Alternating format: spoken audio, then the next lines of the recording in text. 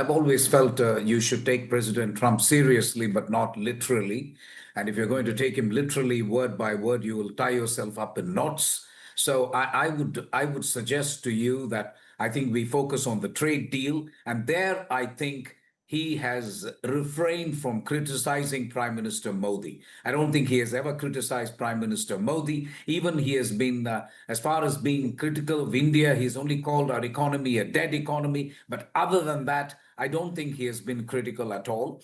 I think India has handled the trade negotiations, from my perspective, very well.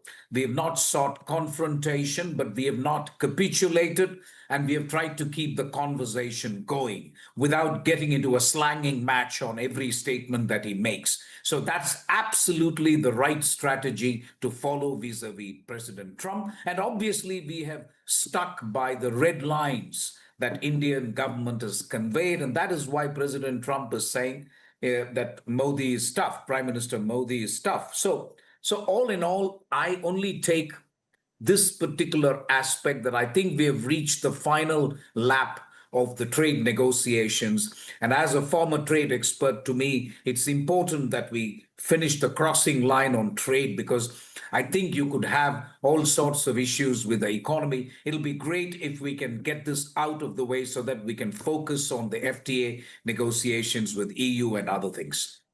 Okay. And Jain, Krishna, Trump saying, Prime Minister Narendra Modi said, no, we will fight. If we were to take him seriously, but not literally, as Ambassador Mohan Kumar puts it, two things seem to emerge. One, India called out Pakistan's nuclear bogey. And two, even if the Americans dangled a trade deal carrot, that did not work. Operation Sindoor is still on, and there is no trade deal yet.